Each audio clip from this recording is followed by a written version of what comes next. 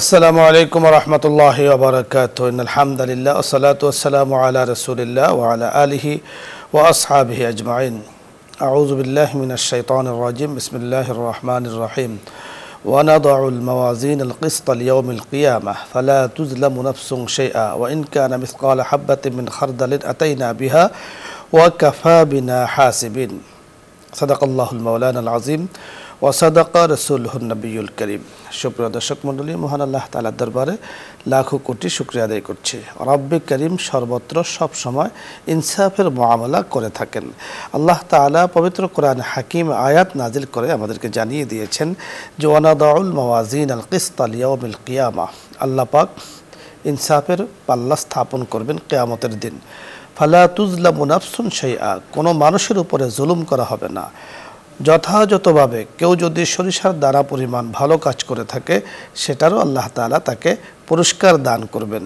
এবং আল্লাহ বলেন ওয়া কাফা বিনা হাসিবিন, হিসাব নেওয়ার জন্য আল্লাহ পাক নিজেই যথেষ্ট।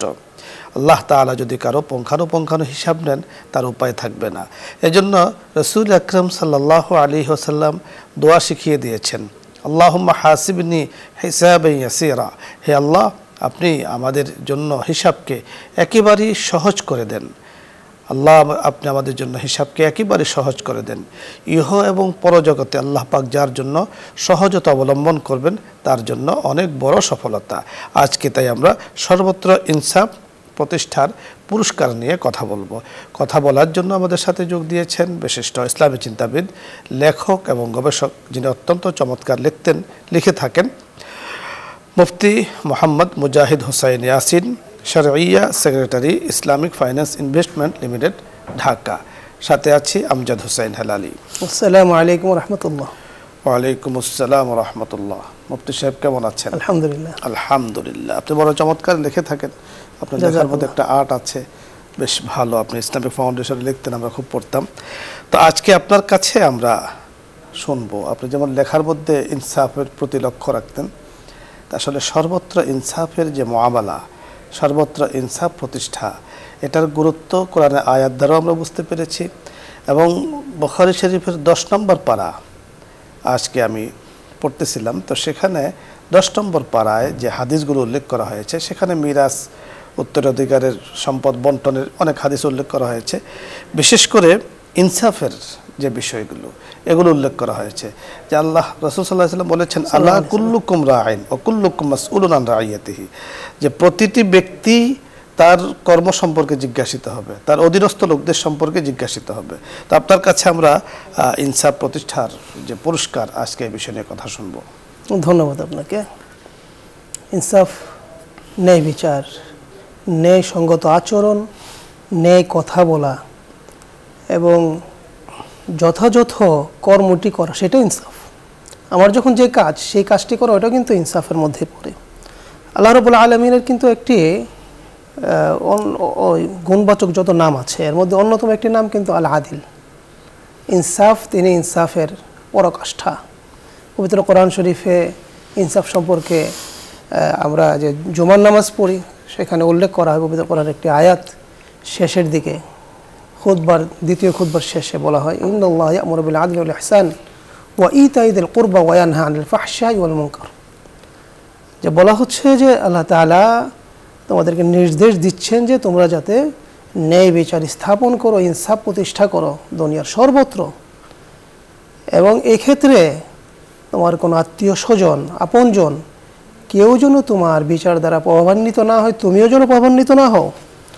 পবিত্র কোরআন শরীফের আমরা সূরা নিসা 135 নম্বর আয়াত আমরা উল্লেখ করতে পারি, ইয়া আইয়ুহাল্লাযীনা আমানু কুনু কাওয়ামিনা বিল কিসতি শুহাদা লিল্লাহি ওয়া আলা আনফুসিকুম ওয়া বিল ওয়ালিদাইনি ওয়াল আকরাবিন। আল্লাহ তাআলা বলছেন যে তোমরা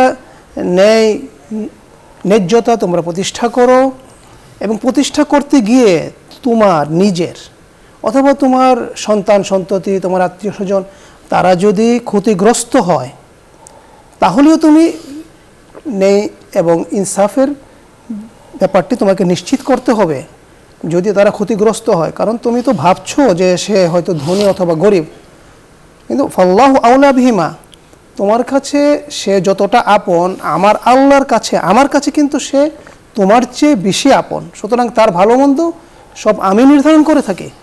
ফালা তাদিলু, কিন্তু তাদিলু ওয়ালা তালবু আও তুরিদু, তুমি এই ব্যাপারে কোনো ধরনের মানে কী বলে এটাকে কূট কৌশলের কিন্তু অবলম্বন করবে না। আল্লাহ তাআলা এইভাবে পবিত্র কোরআন শরীফের বিভিন্ন আয়াতে ইনসাফ সম্পর্কে বলেছেন এবং এটাও বলেছেন আমাল্লাম ইয়াহকুম বিমা আনজালাল্লাহ, আল্লাহ তাআলা যেভাবে বিচার করতে বলেছেন সেভাবে যদি কেউ বিচার না করে ফা উলাইকা হুমুল কাফিরুন, সে কাফের হয়ে গেল। অর্থাৎ আল্লাহ তাআলার বিচারকে সে যদি ডিনাই করে, ইগনোর করে, অস্বীকৃতি জানায়, প্রত্যাখ্যান করে, মানে আমি বিচারটা আল্লাহ তাআলার বিধান অনুযায়ী যদি না করি তাহলে আমি সেটা প্রত্যাখ্যান করলাম, আমি কি করলাম, আল্লাহ না করুন, আমি কুফরি করলাম। তো এই যে এতগুলো বিষয় আছে, এইগুলো ইনসাফ প্রতিষ্ঠা করা নিশ্চয়ই অনেক কঠিন কাজ। হাদিস শরীফে আপনি যে এটা উল্লেখ করছিলেন যে বুখারী শরীফের 10 নম্বর পারা ইনসাফ সম্পর্কে এসেছে, মুসলিম শরীফে এসেছে, বিভিন্ন কিতাবে এসেছে, একটা হাদিস অত্যন্ত প্রসিদ্ধ হাদিস। বলা হয়েছে যে যাকে বিচারক বানানো হলো তাকে আলা সিক্কিন তাহতা সিক্কিন, তাকে যেন ছুরির নিচে তাকে জবাই করে দেওয়া হলো, মানে তার গলাটা যেন ছুরির নিচে রাখা হলো, কোনো রেওয়ায়েতে আছে তাকে জবাই করে দেওয়া হলো। অর্থাৎ তার যত ধরনের ভালো মন্দ, তার ওই যে বলে, যেমন আমরা এবার দেখছিলাম যে প্রধান উপদেষ্টা যখন করানো হয় শপথ বাক্য, সেখানে বলা হচ্ছিল যে আবেগ অথবা রাগ বিরাগের বশীবর্তী হয়ে আমি কোনো কিছু করব না। অত্যন্ত কঠিন কাজ। আমার কাছে মনে হচ্ছে আমার একজনের প্রতি একটা পক্ষপাতিত্ব থাকতেই পারে, তো সেটাকে বিসর্জন দিয়ে ইনসাফের মানদণ্ডকে প্রতিষ্ঠা করার জন্য যে কাজটা করা, রায়টা দেওয়া, এটা অত্যন্ত কঠিন কাজ। এই জন্য আল্লাহ তাআলা এটার যে পুরস্কার বর্ণনা করেছেন এটা কিন্তু অসাধারণ। আল্লাহ রাসূল সাল্লাল্লাহু আলাইহি সাল্লামের বিভিন্ন হাদিসে আমরা পুরস্কারের বিভিন্ন বিষয় আমরা দেখে থাকি। আমরা মুসলিম শরীফের এক হাদিসে এসেছে, হযরত আবু হুরায়রা রাদিয়াল্লাহু তাআলা আনহুর হাদিসে এসেছে যে 7 জন মানুষের কথা বলা হয়েছে যে কাল কিয়ামতের দিন যখন সূর্য একেবারে আমার মাথার উপর থাকবে, আমার যখন অস্তিত্ব বিলীন অবস্থায় থাকবে, আমি যখন দিশাহারা থাকবো, উম্মাদের মতো থাকবো, আমার যখন কোনো ছায়ার কোনো ব্যবস্থা থাকবে না, তখন 7 ব্যক্তিকে আল্লাহ তাআলা ছায়া দিবেন। ইজুল্লাহুম, আল্লাহ তাআলা তাদেরকে ছায়া দিবেন। এর মধ্যে আল ইমামুন আদিল, এক নম্বরে এসেছে, মানে ইমামের কথা আপনি যথার্থ বলছিলেন। দর্শক মণ্ডলী, ইমামে আদেল অর্থাৎ যিনি ইনসাফ প্রতিষ্ঠা করেছেন, ন্যায়পরায়ণতা প্রতিষ্ঠা করেছেন, তার পুরস্কার আল্লাহ রাব্বে কারীম কত বড় রেখেছেন যে যেই দিন সকল মানুষ পেরেশানি হতে থাকবে, দৌড়াতে থাকবে। এবং কেমন পেরেশানি কোরআনে কারিমে কিছুটা বয়ান দিয়েছে যে ওয়াতারান নাসা সুকারা ওয়া মা হুম বিসুকারা ওয়ালাকিন্না আযাবাল্লাহি শাদীদ, কোরআনের আয়াত, যে তাদেরকে দেখা যাবে যে তারা নেশাগ্রস্ত হয়ে আছে। আসলে মূলত তারা নেশাগ্রস্ত নয়, তারা আল্লাহ পাকের আযাবের ভয়ে তারা এই ধরনের এইভাবে পড়ে আছে এবং কেউ কারো পরিচয় দেবে না। সেই দিন সর্বপ্রথম যিনি আল্লাহ পাকের আরশের নিচে ছায়া পাবেন তিনি হলেন ইমামুন আদিল, ইনসাফকার ইমাম, যিনি ইনসাফ প্রতিষ্ঠা করেছেন। ইনসাফের সম্পর্ক আসলে ইমাম যিনি আছেন তার সাথে অনুরূপভাবে যিনি যে পর্যায়ে আছেন। ইমাম বুখারী রাহমাতুল্লাহি আলাইহি রাসূল আকরাম সাল্লাল্লাহু আলাইহি সাল্লামের হাদিসগুলো উল্লেখ করেছেন, যেমন ঘরের যিনি পরিচালক, ওনার অধীনস্থ যারা আছেন তার ব্যাপারে তিনি দায়িত্বশীল, তাকে জিজ্ঞাসা করা হবে যে যথাযথভাবে ইনসাফ প্রতিষ্ঠা করেছেন কিনা। অনুরূপভাবে ঘরের যিনি গৃহ করতে আছেন, গৃহ পরিচালনা করেন, ওনাকে জিজ্ঞাসা করা হবে ওনার অধীনস্থ ওনার কাজে ওনার কাছে যতটুকু ক্ষমতা ছিল, যতটুকু উনি করতে পারতেছেন উনি করেছেন কিনা। অর্থাৎ সমাজের প্রতিটি রন্ধ্রে রন্ধ্রে ইনসাফের সম্পর্ক রয়েছে। এই জন্য আজকে আমরা বিষয় দিয়েছি সর্বত্র ইনসাফের মুআমালা যিনি করেন তার পুরস্কার আল্লাহ তাআলার কাছে, আল্লাহ পাকের আরশের নিচে ছায়া রয়েছে। আল্লাহ রাব্বুল কারীম আমাদেরকে ইনসাফের হুকুম করছেন। ইন্নাল্লাহা ইয়া'মুরুকুম বিল আদলি ওয়াল ইহসান, তিনি আমাদেরকে হুকুম করছেন যে ইনসাফ প্রতিষ্ঠা করার জন্য।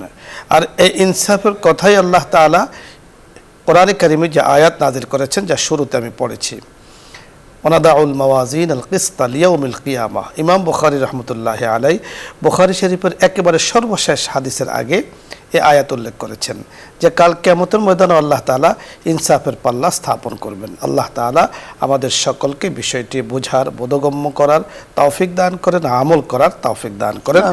আলোচ্য বিষয় নিয়ে আপনাদের যদি কারো কোনো প্রশ্ন থাকে, কোনো কিছু জিজ্ঞাসার প্রয়োজন মনে করছেন অথবা যে কোনো মাসলা মাসাইল নিয়ে কোনো কিছু জানার প্রয়োজন হয় আপনি প্রশ্ন করতে পারেন, আমরা চেষ্টা করব কথা বলার জন্য। প্রথমে যিনি আছেন, আসসালামু আলাইকুম ওয়া রাহমাতুল্লাহ, দর্শক নাম বলে পরিচয় দিয়ে প্রশ্ন করুন।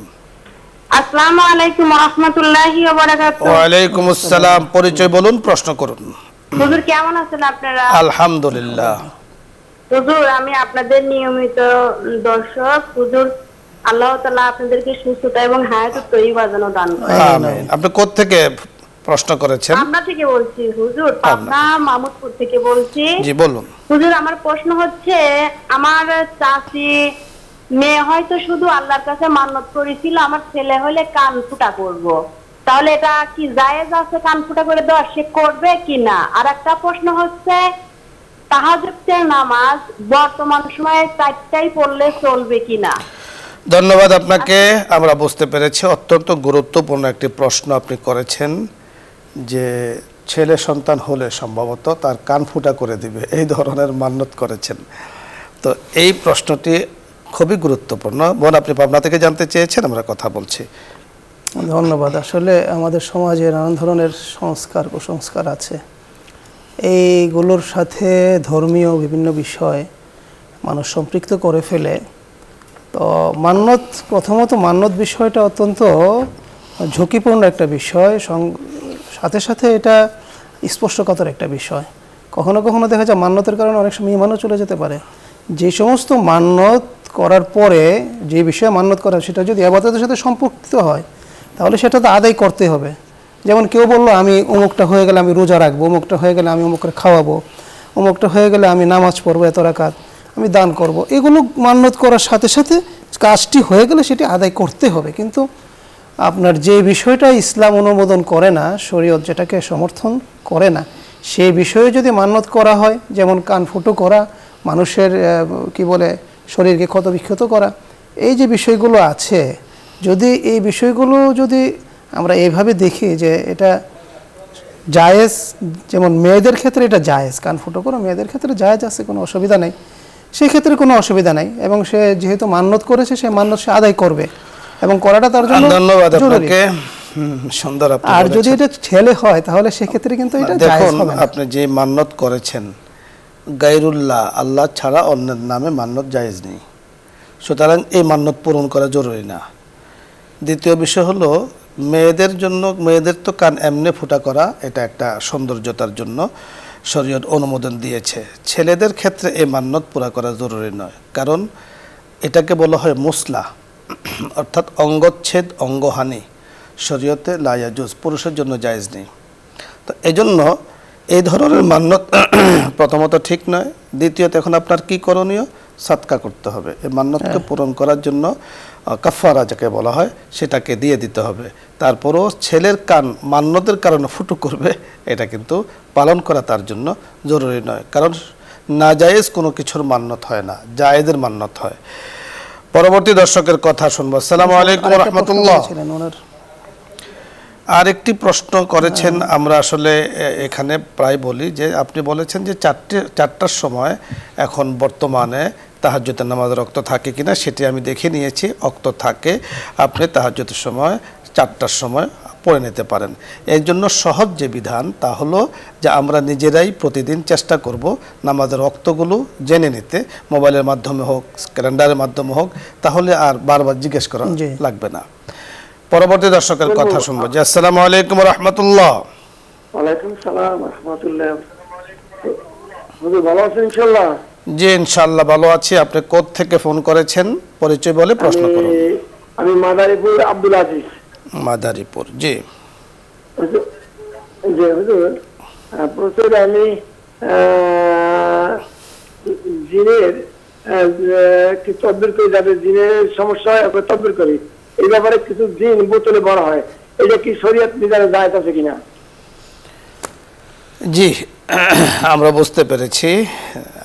আপনি আব্দুল আজিজ ভাই মাদারীপুর থেকে জানতে চেয়েছেন যে উনি নিজেই অর্থাৎ জিন্নাতের তদবির করে থাকেন, এই তদবির করাটা ঠিক আছে কিনা।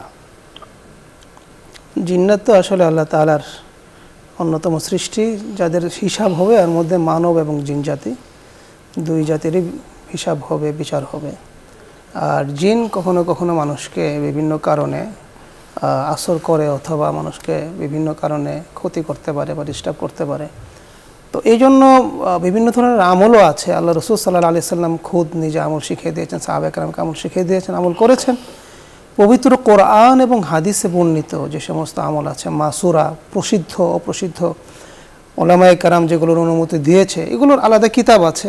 যদি সে অনুযায়ী হয় এবং কোনো ধরনের কোনো কুফরি না হয়ে থাকে, কোনো ধরনের কোনো আমাদের শরিয়ার বাইরে কোনো কিছু না হয়ে থাকে, তাহলে কোনো ধরনের কোনো অসুবিধা নেই। যথার্থ আপনি বলেছেন, ধোকার কোনো পন্থা অবলম্বন করা যাবে না, জিনের তদবির করা যাবে।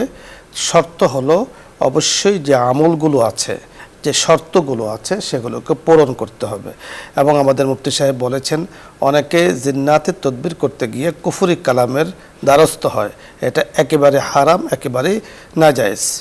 দ্বিতীয়ত বিষয় হলো, জিনের তদবির তারাই করতে পারেন যারা 100% শরীয়তের উপরে চলে। আমি যতটুকু আমি জেনেছি যে জিনে আসর করে, এটা ঠিক আছে, এবং যারা যে তদবির করে এরা যদি আমলে না থাকে তাহলে তাদের ক্ষতি করে। কারণ আপনি যখন জিনকে ডেকেছেন তখন তাকে কাজ দিতে হবে, আপনি যখন কাজ দিতে না পারবেন তখন সে আপনাকে ধরবে। অবশ্যই এজন্য নাজায়েজ নয়, কিন্তু পদ্ধতি সহি তরিকা হতে হবে, নাজায়েজ কোনো পদ্ধতি অবলম্বন করা যাবে না। পরবর্তী দর্শকের কথা আমরা শুনবো। আসসালামু আলাইকুম ওয়া রাহমাতুল্লাহ।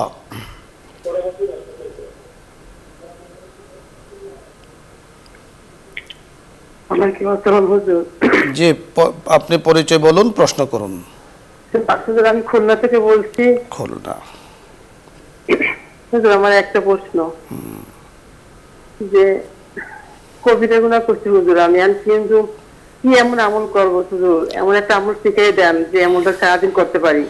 জি, আমরা বুঝতে পেরেছি। কবিরা গুনার থেকে বাঁচার উপায় কি সেটা হাদিসে রাসূল আকরাম সাল্লাল্লাহু আলাইহি ওয়াসাল্লাম আমাদেরকে জানিয়ে দিয়েছেন, এবং এই সম্পর্কে কোরআনেরও আয়াত আল্লাহ তাআলা নাযিল করেছেন। আমরা আসলে কবিরা গুনাহ নিয়ে সম্ভবত আমরা আগে আলোচনা করেছি। যে কোনো কবিরা গুনাহ, বড় গুনাহ যেটাকে বলা হয়, সেটা থেকে মুক্তি পাওয়ার একমাত্র উপায় হলো তাওবা। আল্লাহ তাআলা ইন্নাহু তাওয়াবুর রহিম, আল্লাহ তাআলা তাওয়াব, তিনি তওবাকারী বান্দিকে অত্যন্ত পছন্দ করে থাকেন, তাদেরকে মাফ করেন। তওবা ছাড়া কবিরা গুনাহ থেকে মুক্তি পাওয়ার বা তা থেকে নাজাত পাওয়ার, গুনাহ থেকে নাজাত পাওয়ার কোনো ধরনের কোনো পদ্ধতি নেই। যে সমস্ত হাদিসে যে সমস্ত আমল এসেছে এর মধ্যে অন্যতম হলো ইস্তিগফার করা। আস্তাগফিরুল্লাহ রাব্বি মিন কুল্লি যামবি ওয়া আতুবু ইলাইহি লা হাওলা ওয়া লা কুওয়াতা ইল্লা বিল্লাহ। সাইয়্যিদুল ইস্তিগফার আছে আল্লাহুম্মা আনতা রাব্বি লা ইলাহা ইল্লা আনতা খালাকতানি ওয়া আনা আবদুকা ওয়া আনা আলা আহদিকা ওয়া ওয়া'দিকা মাসতাতা'তু আউযু বিকা মিন শাররি মা সানা'তু ওয়া আবু'ু লাকা বিনি'মাতিকা আলাইয়া ফাগফির লি ফাইন্নাহু লা ইয়াগফিরু যুনুবা ইল্লা আনতা। তওবার কিছু শর্ত আছে, এই শর্তগুলো সহ, এবং সবচেয়ে সহজ শর্ত হলো যেটা আমাদের মনে থাকবে, যেটা আমি যে বিষয়ে তওবা করব, যে গুনাহ থেকে বেঁচে থাকার জন্য সবার আগে আমি আজম বিল জজম করব, আমি এই গুনাহ থেকে এই গুনাহ কখনো করব না। 2 নম্বর হলো নাদামাত, এর উপর আমাকে চরমভাবে আল্লাহ তাআলার কাছে লজ্জিত হতে হবে যে হে আল্লাহ, আমি এই থেকে আমি জীবনে যা করেছি সে থেকে আমি অত্যন্ত লজ্জিত, অত্যন্ত শর্মিন্দা, আমাকে মাফ করে দেন। এইভাবে আল্লাহ তাআলার কাছে দোয়া করতে হবে, দোয়া করে তওবা করতে হবে। জি, যথার্থ আপনি বলেছেন। অর্থাৎ 1 নম্বর কবিরা গুনাহ থেকে বাঁচার এবং মুক্তি পাওয়ার উপায় হলো তাওবা। আর এই তাওবাকে বলা হয় তাওবাতান নাসুহা। পবিত্র কোরআনে সূরাতুত তাহরিমে আল্লাহ তাআলা আয়াত নাযিল করেছেন, তুবু ইলাল্লাহি তাওবাতান নাসুহা, এমন তওবা করবে যে তওবা আল্লাহ তাআলা কবুল করেন। তো সেই তওবাটা আমাদের মুফতি সাহেব বলেছেন, যা হয়েছে তার জন্য লজ্জিত হওয়া, বর্তমানও সেই কাজ না করা এবং ভবিষ্যতে না করার সংকল্প করা, আল্লাহ তাআলার কাছে ক্ষমা চাওয়া। আপনি আল্লাহ তাআলার কাছে ক্ষমা চেয়েছেন, আল্লাহ তাআলা আপনাকে মাফ করে দিন, এবং বেশি বেশি ইস্তিগফার পাঠ করা। পরবর্তী দর্শকের কথা শুনবো। আসসালামু আলাইকুম ওয়া রাহমাতুল্লাহ। ওয়ালাইকুম আসসালাম। তোফাজ্জল হোসেন দিনাজপুর থেকে বলছি। তোফাজ্জল জি, প্রশ্ন করুন। আমার প্রশ্ন হলো, আমরা হলো 2টা প্রশ্ন। আমাদের প্রথম প্রশ্ন হলো, পুরো মুসলিম বাদে যত জাতি আছে, হিন্দু, বৌদ্ধ, খ্রিস্টান, এই জাতীয়, এরা কি নবীর জন্মের পরে এরা কি নবীর উম্মত হিসেবে গণ্য হবে কিনা? জি তোফাজ্জল ভাই, আমরা বুঝতে পেরেছি। জি বলুন। আর একটা প্রশ্ন হলো, আমাদের শেষ বিচার এই দুনিয়াতেই হবে নাকি উপরে আল্লাহর আরশে হবে। আরেকবার বলুন দ্বিতীয় প্রশ্ন। হাসর কায়েম হবে কি? হাসর, জি বুঝতে পেরেছি, আর বলতে হবে না। তাফাজ্জল সাহেব ঝিনাইদহ থেকে আপনি জানতে চেয়েছেন যে নবীর উম্মত কারা, নবীর উম্মতদের পরিচয় আপনি জানতে চেয়েছেন। বুঝতে পেরেছেন প্রশ্নটি আপনি? সুন্দর। নবীর উম্মত কারা? নবীর উপর, নবীকে যে যারা বিশ্বাস করবে, যারা ঈমান আনবে, নবীর উম্মত তারাই। সহজ কথা। পবিত্র কোরআন শরীফে এসেছে এটা, ফাকাইফা ইযা জি'না মিন কুল্লি উম্মাতিন শাহিদা ওয়া জি'না বিকা আলা হাউলাই শাহিদা। উম্মত কারা? উম্মত যারা আল্লাহ রসুল সাল্লাল্লাহু আলাইহি সাল্লামের উপর, আল্লাহ রসুল সাল্লাল্লাহু আলাইহি সাল্লাম যা নিয়ে এসেছেন, তিনি যা বলেছেন তা বিশ্বাস করেছে, তার উপর আমল করার জন্য সে একেবারে আজম বিল জজম সংকল্প করেছে এবং সেভাবে জীবনযাপন করেছে, সে হলো নবীর উম্মত। এমনকি আল্লাহ রসুল সাল্লাল্লাহু আলাইহি ওয়াসাল্লামকে আমি একবার স্বীকার করলাম, আল্লাহ তাআলার উপর ঈমান আনলাম, সারা জীবন আমি সেটা করলাম না, আল্লাহ তাআলা যদি আমাকে যদি ঈমান অবস্থায় হালাত ঈমানে যদি আমাকে মওত না দেন, তাহলে তো আমি আল্লাহ নবীর উম্মত হিসাবে আমি কাল কিয়ামতের দিন গণ্য হব না। এবং এই জাতীয় লোকের ব্যাপারে আল্লাহ রাসূল সাল্লাল্লাহু আলাইহি ওয়াসাল্লাম বলছেন যে কাল কিয়ামতের দিন একদল লোক আসবে আমার কাছে সুপারিশের জন্য, আমি বলবো সুহকান সুহকান সুহকান সুহকান মিন বাদি, আমার থেকে তুমি দূরে সরে যাও, তোমরা এখান থেকে চলে যাও। সুতরাং যারা আল্লাহর নবীর উপর ঈমান আনবেন তারাই আল্লাহ রাসূলের উম্মত হিসেবে। অত্যন্ত সুন্দর বলেছেন তাফাজ্জল ভাই। স্বাভাবিক কারণে নবীজির উম্মত হিসাবে সাব্যস্ত হওয়ার জন্য মা আতাকুমুর রাসূলু ফাখুযুহু ওয়া মা নাহাকুম আনহু ফান্তাহু, আল্লাহ পাক সেটার উত্তর দিয়ে দিয়েছেন। নবী যা নিয়ে এসেছেন তাকে আঁকড়িয়ে ধরো, অর্থাৎ তার বিশ্বাস, তার আমল, সকল কিছু নিজের জীবনে বাস্তবায়ন করো, আর যার থেকে নিষেধ করেছেন তার থেকে দূরে থাকা। এখন আপনি একটু চিন্তা করে দেখুন, নবী বলেছেন এটা করো, যার থেকে নিষেধ করেছেন তার থেকে দূরে থাকো। এখন কোনো ব্যক্তি যদি নিষিদ্ধ বস্তুটাকে ধরে, তো সে কি নবীর ঘরে ঢুকতে পারবে? উম্মতের ঘরে ঢোকার কোনো সুযোগ নেই। এজন্য মুসলিমের ক্ষেত্রেও আল্লাহ নবী সাল্লাল্লাহু আলাইহি সাল্লাম অনেক জায়গাতে বলেছেন যে মান গাসসা ফালাইসা মিন্না, কেউ যদি কোনো কাজে ধোকার কোনো পদ্ধতি পন্থা অবলম্বন করে, ব্যবসায় হোক, কথায় হোক, কাজে হোক, রাসূল বলেছেন সে আমার উম্মত না। তাহলে মুসলমানের ক্ষেত্রে এইভাবে ধমক দিয়েছেন। আর যিনি গায়রে মুসলিম, সে তো প্রশ্নই আসে না। এই ঘরে ইসলামের এই সুন্দর সুশীতল ছায়াতলে আসার জন্য ঈমান শর্ত। নবীর উম্মত হওয়া এটা অনেক বড় সৌভাগ্যের ব্যাপার। শর্ত হলো ঈমান বিল্লাহ, ঈমান বির রাসূল, সাক্ষ্য দিতে হবে শাহাদাতু আল্লা ইলাহা ইল্লাল্লাহ ওয়া আন্না মুহাম্মাদার রাসূলুল্লাহ সাল্লাল্লাহু আলাইহি ওয়াসাল্লাম। আর একটি বিষয়, বড় সুন্দর সুন্দর প্রশ্ন আজকে আসছে আমাদের কাছে। ময়দানে মাহশার অর্থাৎ হাসরের মাঠ, এই দুনিয়া হবে না উপরে হবে? আপনার অত্যন্ত জানতে ইচ্ছে করেছে, আমরা আপনাকে বলে দিচ্ছি। সুবহানাল্লাহ, মাশাআল্লাহ মাশাআল্লাহ। ইযাস সামাউ ফাতারাত ওয়া ইযাল কাওয়াকিব ইনতাসারাত ওয়া ইযাল বিহার ফুজ্জিরাত ওয়া ইযাল কুবুর বু'সিরাত আলিমাত নাফসুম মা কদ্দামাত আখরাত। কোথায় হবে? আমি যদি আপনাকে এখন বলি অমুক জায়গায় হবে, ওই জায়গাটা কি থাকবে? আমরা যা দৃশ্যমান যা কিছু দেখছি, আমরা আমাদের মানে এই চোখে যা দেখছি, অর্থাৎ যেখানে পৌঁছতে পারছি না তাও এখন দেখছি আমরা, স্যাটেলাইটের কল্যাণে আমরা অনেক জায়গায় দেখছি। এমনকি প্রশান্ত মহাসাগরের ঢেউ নাকি এখন গণনা করা যায়। তো এবং মানে অ্যামাজনের যত আছে, বন আছে বা জঙ্গল আছে, সেখানেও কিন্তু মানুষ যাচ্ছে, ওখানকার সিনারি আমরা দেখতে পাচ্ছি। বাট ওই জায়গাগুলো, এই যে এত বড় বড় অট্টালিকা, আল্লাহ তাআলা কি বলছেন, মানে চূর্ণ বিচূর্ণ হয়ে মানে তুলার মতো সব উঠতে থাকবে। উড়ার পরে তারপরে পৃথিবীটা যখন সমতলের মতো হয়ে যাবে, আসছে তো এইভাবে আসছে। এবং কোনো আওয়াজ থাকবে না, মানে কোনো ইয়ে থাকবে না, উঁচু নিচু কিছু থাকবে না, সমতল ভূমি হয়ে যাবে। সুতরাং আপনার হাসর হবে কোথায়? মোহতারাম, আপনি সুন্দর বলেছেন। অর্থাৎ তখন আকার জমিন, দুনিয়ার আকার জমিন তখন একাকার হয়ে যাবে। এক কথায় আমরা যদি বলি, এই যে দুনিয়ার আকাশ সপ্তাহ জমিন আমরা দেখছি, এগুলো সব একাকার হয়ে যাবে। পুরো জায়গা সমতল ভূমি হয়ে যাবে। নদী, নালা, খাল, বিল, গাছপালা, তরুলতা, পাহাড়, পর্বত কিছুই থাকবে না, সব সমতল হয়ে যাবে। এবং বলা হয়েছে যে এই যে মানে হাসরের মাঠ শুরু হবে কিন্তু আরাফার ময়দান থেকে। আরাফার ময়দান বিস্তৃত হবে সারা বিশ্ব নিয়ে, অর্থাৎ আপনি যেখানে আছেন, যেখানে ঝিনাইদহ, হতে পারে যে হাসরটা এখানেও আপনার হতে পারে, আপনি যদি সেখানে থাকেন। কারণ যারা যেখানে আছে সেখান থেকে তারা উত্থিত হয়ে যাবে, কবর থেকে উত্থিত হবে, এবং যারা যেখানে আছে। তো ময়দানে মাহশার আকাশের উপসে হবে না জমিনে হবে, এটি নিয়ে পেরেশানি না হয়ে ময়দানে মাহশারে যেন আরশের নিচে ছায়া পাই, যেন আল্লাহ পাক আমাদেরকে শান্তি দেন, আমরা যেন আল্লাহর সুন্দর জান্নাতে যেতে পারি, আমরা যেন সেই কাতারে যেতে পারি যে ঠিক ওই সময় আল্লাহ পাক ঘোষণা দিবেন যে তারা কারা যারা আরামের ঘুমকে হারাম করে নামাজে দাঁড়িয়েছ, নামাজ পড়েছ, তারা কারা, অটো এরা আলাদা হয়ে যাবে। তো আল্লাহ তাআলা তাদেরকে বলবেন উদখুলু ফিল জান্নাহ, বলে এদের সংখ্যা ওহম কালিলুন জিদ্দান, এদের সংখ্যা একবারে খুব কম হবে। আল্লাহ তাআলা বলবেন উদখুলু ফিল জান্নাহ, যাও তোমরা জান্নাতে চলে যাও, লা হিসাব আলাইকুম আল আদাবা, তোমাদের উপর কোনো হিসাবও নেই, কোনো আযাবও নেই। আমরা চাই আল্লাহ পাকের কাছে সেই কাতারে, ওর জন্য মেহনত করতে হবে আমাদের। আমরা পরবর্তী দর্শকের কথা শুনবো। জি, আসসালামু আলাইকুম রাহমাতুল্লাহ। ওয়ালাইকুম সালাম। আসসালামু আলাইকুম হুজুর। জি, ওয়ালাইকুম আসসালাম। আপনি কোথা থেকে ফোন করেছেন, পরিচয় বলুন, প্রশ্ন করুন। লালপুর থেকে মাহি বলছি।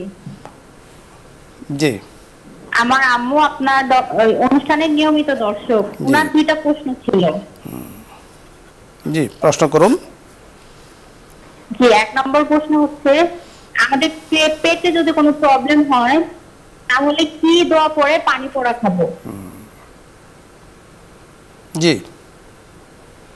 আর হচ্ছে দ্বিতীয় প্রশ্ন হচ্ছে, আমরা জানি যে ছাগল সাদাকা করা যায়, আর সেটি হচ্ছে গরিবদের মাঝে বিলিয়ে দিতে হয়, মুরগি কি সাদাকা করা যায়? জি, বুঝতে পেরেছি, আমরা বুঝতে পেরেছি। অত্যন্ত সুন্দর সুন্দর প্রশ্ন করেছেন। দেখুন, আপনি যে প্রথম যে প্রশ্ন করেছেন, যদি পেটে ব্যথা হয়, কোনো প্রবলেম হয়, তাহলে কোরআন সুন্নাহর আলোকে কি দোয়া পড়তে হয়? জি, সুন্দর প্রশ্ন করেছেন। আর এটার দোয়া, এটার যে কোরআন সুন্নাহর যে বিষয়টা, এটা সহজ, আগেও আলোচনা হয়েছে যে সূরাতুশ শিফা কোনটা, অর্থাৎ সূরাতুশ শিফা, রোগ থেকে আল্লাহ তাআলা মুক্তি দান করেন কোন সূরার মাধ্যমে, সেটা হলো সূরা ফাতিহা। সূরা ফাতিহার আমলের বিভিন্ন ধরনের কি বলে এটা অভিজ্ঞতা বা তাজরিবা আছে। কেউ বলেছেন 7 বার পড়ে বিসমিল্লাহ সহ পড়ে, কেউ বলেছেন বিসমিল্লাহ এবং লাম যে আছে বিসমিল্লাহির রহমানির রহিম মিল হামদুলিল্লাহ পড়ে এভাবে 7 বার পড়বেন, কেউ বলেছে 10 বার পড়বেন, পরে আপনি পানিতে ফু দিবেন। এর আগে পিছনে আপনি 11 বার করে দরুদ শরীফ পড়বেন, দরুদ শরীফ পড়ে সূরা ফাতিহা পড়বেন, পরে পানিতে ফু দিবেন, সেই পানি আপনি খাবেন। আরেকটা মানে বুজুর্গানি কালামের একটা আমল আছে, সেটা হলো 1 চিমটি লবণ দিয়ে দিবেন পানির মধ্যে, অথবা লবণের মধ্যে এই সূরা পরে আপনারা ফু দিয়ে সেটা খাবেন। এই ধরনের আমল করলে, এবং যদি পূর্ণ ঈমান থাকে, ইয়াকিন থাকে, বিশ্বাস থাকে, আল্লাহ তাআলা অবশ্যই এ থেকে নাজাত দান করবেন। যথার্থ আপনি বলেছেন। এছাড়াও আরও আমল আছে। ইয়াকিন ও বিশ্বাসের সাথে সূরাতুল ফাতিহার অনেক বারাকা কিন্তু বুজুর্গানে দিন পেয়েছেন এবং প্রমাণ রয়েছে। আর একটি প্রশ্ন করেছেন যে ছাগল সদকা করা যায়, মুরগিও কি সদকা করা যায়? জি, যত ধরনের প্রাণী আছে, প্রাণী যেটা বিচরণশীল প্রাণী, যেগুলো হালাল মাকুলুল লাহাম বলে, যার গোশত খাওয়া যায়, এই ধরনের জিনিস, এই ধরনের কি বলে প্রাণী সদকা করা যায়, কোনো ধরনের কোনো অসুবিধা নেই, সদকা করা যাবে। এবং নিয়ত অনুযায়ী তিনি আপনি যথার্থ বলেছেন। শুধু মুরগি না, মুরগির ডিমও সদকা করা যাবে। জি, মুরগির ডিমও সাদাকা করা যাবে, এবং মুরগিকে যা জিনিস যেটা খাবার দেওয়া হয় সেটাকেও সাদাকা করা যাবে।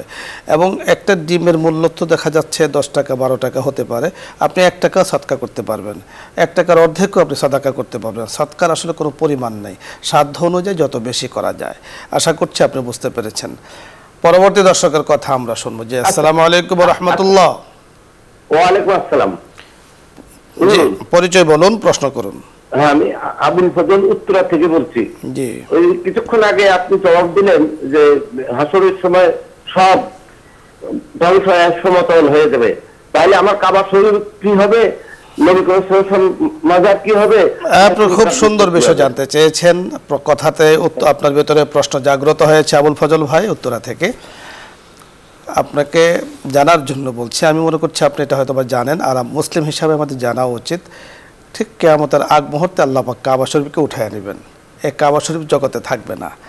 আগ মুহূর্তে কাবা শরীফ উঠে যাবে, এরপরে সেখানে কিন্তু ময়দানে মাহশার কায়েম হবে। কারণ কাবা শরীফের নিচে এত বেশি লম্বা চড়া আলোচনা এখানে আছে। দাজ্জাল আসবে, বাইতুল মামুরে চলে যাবে, বাইতুল মামুর, দাজ্জাল আসবে, মক্কাতুল মুকাররমায় মদিনাতুল মুনাওয়ারায় ঢুকতে পারবে না। এবং আমি গত বছর ওমরাতে গিয়েছিলাম, তখন আমি দেখেছি যে দাজ্জাল যেখান দিয়ে ঢুকতে চাবে, হাদিসে যেমন বলা হয়েছে যে দুটো পাহাড় আছে, দুটো পাহাড়ের মধ্যে গেটের মতো আল্লাহ পাক কুদরতিভাবে সেটাকে স্থাপন করে রেখেছেন। তো এখানে ফেরেশতারা বড় বড় পাখা নিয়ে এবং হাতিয়ার নিয়ে দাঁড়িয়ে থাকবে। দাজ্জাল ঢুকতে চাবে তো তাকে বাধা দেবে, সে ঢুকতে পারবে না। একটা পর্যায়ে এই পর্যায়ে আসবে, এরপরে ঈসা আলাইহিস সালাম আসবেন, অনেক লম্বা চড়া সেখানে আলোচনা আছে, আসবেন। তো তখন কিয়ামতের আগে আল্লাহ তাআলা কাবা শরীফকে উঠিয়ে নেবেন, ওঠানোর পরে এরপরে কিয়ামত কায়েম হবে। আশা করছি আপনি বুঝতে পেরেছেন। আরও বিস্তারিত আলোচনার জন্য আমাদের প্রয়োজন ইসলামিক বই যে পুস্তক আছে সেগুলোকে পড়াশোনা করা, তাহলে ইনশাআল্লাহ অনেক কিছুর সমাধান কিন্তু আপনি নিজেও পেয়ে যাবেন, দেখবেন আপনার কাছে ভালো লাগবে। তবে লেখাপড়া করতে হবে এবং কোনো হক্কানে আলেমের সাথে সম্পর্ক রেখে কি পড়াশোনা করলে কিভাবে আমি উপকৃত হব সেটা ইনশাআল্লাহ আপনি পেয়ে যাবেন। মোহতারাম মুফতি সাহেব, আপনাকে ধন্যবাদ জানাচ্ছি। আজকে অনেক সুন্দর আলোচনা, আজকে আপনার অনুষ্ঠানে এসেছেন এবং দর্শকদের জন্য উপহার দিয়েছেন। দর্শক মণ্ডলী, আমরা অনুষ্ঠানের একেবারে শেষ পর্যায়ে আছি। আমাদের দুটো পর্ব শেষ হয়েছে, অর্থাৎ বিষয়ভিত্তিক আলোচনা এবং প্রশ্নোত্তর পর্ব। যদিও প্রশ্ন অনেকেরই আছে, এটা এত বেশি প্রশ্নকারী আছেন আপনারা যে আমরা লম্বা চড়া সময় নিয়ে প্রশ্ন উত্তর দিলে আসলে সময় শেষ হবে না।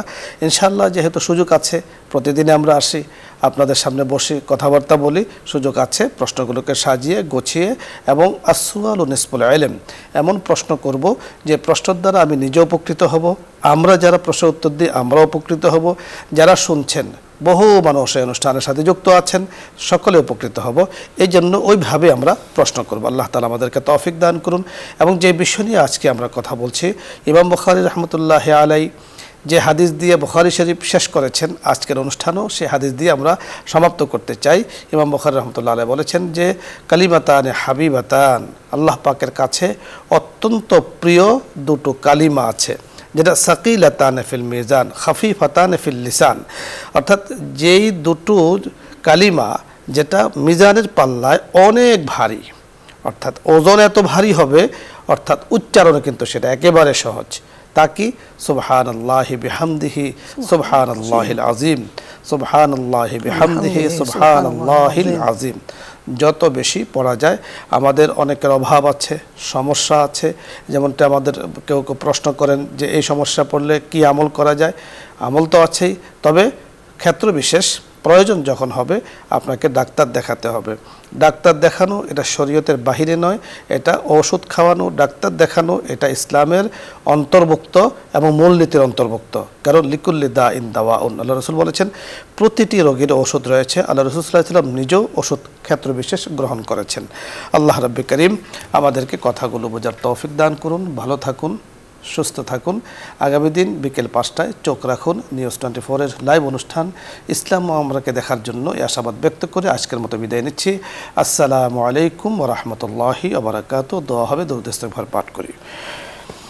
اللهم صل على محمد وعلى آل محمد كما صليت على إبراهيم وعلى آل إبراهيم إنك حميد مجيد. اللهم بارك على محمد وعلى آل محمد كما باركت على إبراهيم وعلى آل إبراهيم إنك حميد مجيد. أستغفر الله ربي من كل ذنب وأتوب إليه. لا حول ولا قوة إلا بالله العلي العظيم. أستغفر الله ربي من كل ذنب وأتوب إليه. لا حول ولا قوة إلا بالله العلي العظيم. اللهم آمين. الحمد لله رب العالمين والصلاة والسلام على سيد الأنبياء والمرسلين. اللهم إني أسألك بأني أشهدك أنت الله لا إله إلا أنت الأحد الصمد الذي لم يلد ولم يولد ولم يكن له كفوا أحد.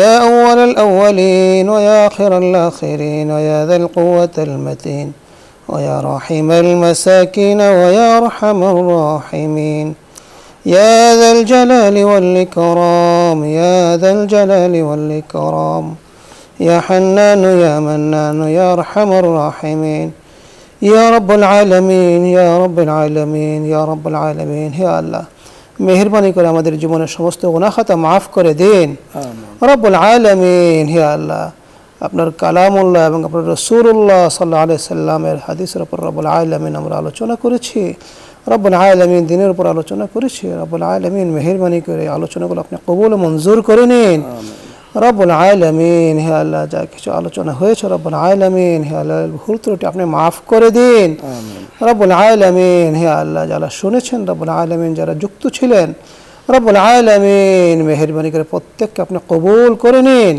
রব্বুল আলামিন প্রত্যেককে রব্বুল আলামিন আমল করার তৌফিক দান করে দিন ইয়া রব্বুল আলামিন যেভাবে আমল করলে আপনি খুশি হবেন আপনার দরবারে গৃহীত হবে সেভাবে আমল করার তৌফিক দান করে দিন রব্বুল আলামিন মৌলাই করিম হে আল্লাহ ইসলাম ও আমরা অনুষ্ঠানটি রব্বুল আলামিন হে আল্লাহ আপনি কবুল করে নিন ইয়া রব্বুল আলামিন এর সঙ্গে যারা যুক্ত আছেন ইয়া রব্বুল আলামিন হে আল্লাহ ইসলাম ও আমরা এই অনুষ্ঠানের পরিবার রব্বুল আলামিন বসুন্ধরা পরিবার রব্বুল আলামিন নিউজ 24 এর পরিবার ইয়া রব্বুল আলামিন হে আল্লাহ সবাইকে আপনি কবুল করে নিন এই মেহনতকে আপনি কবুল করে নিন হক্কানি আলেম ওলামার একটি সমাবেশ প্রতিদিন হয় এখানে রব্বুল আলামিন যারা উপলক্ষ করে দিয়েছেন রব্বুল আলামিন হে আল্লাহ এই উসিলা রব্বুল আলামিন হে আল্লাহ তাদেরকে সমস্ত ধরনের খায়ের কল্যাণ দান করে দিন সমস্ত বারাকাত দান করে দিন রব্বুল আলামিন হে আল্লাহ তাদের হায়াত দারাজ করে দিন ইয়া রব্বুল আলামিন হে আল্লাহ তাদের মাকাসিদ হাসানাগুলো আপনি পূরণ করে দিন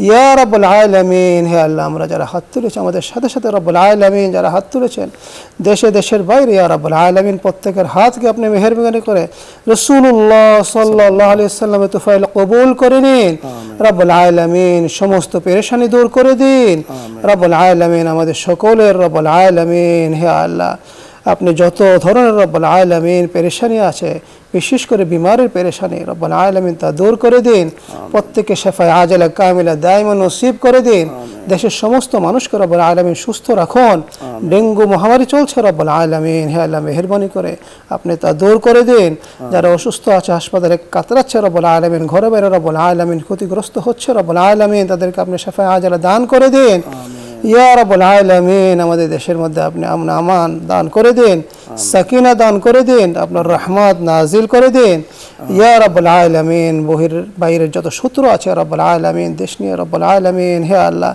যারা যেখানে যত ধরনের ষড়যন্ত্র করছে রাব্বুল আলামিন সব আপনি নস্যাৎ করে দিন সকলের জন্য আপনি হেদায়েতের ফয়সালা করে দিন ইয়া রাব্বুল আলামিন সবাইকে রাব্বুল আলামিন আপনি সহি সমঝ দান করে দিন দেশের প্রতি রাব্বুল আলামিন শতভাগ প্রেম শতভাগ ভালোবাসা যেন আমরা লালন করতে পারি আমাদেরকে সেভাবে আপনি কবুল ও মঞ্জুর করে নিন দেশের প্রতি যেন রাব্বুল আলামিন আমরা অবদান রাখতে পারি আমাদেরকে সেই তৌফিক দান করে দিন ইয়া রাব্বুল আলামিন রাসূলুল্লাহ সাল্লাল্লাহু আলাইহি সাল্লামের তুফাইল আমাদের সকলের নিয়াত দোয়া কবুল ও মঞ্জুর করে নিন রব্বানা তাকাব্বাল মিন্না ইন্নাকা আনতাস সামিউল আলিম ওয়া তুব আলাইনা ইন্নাকা আনতাত তাওয়াবুর রহিম سبحان ربك رب العزة عما يصفون وسلام على المرسلين والحمد لله رب العالمين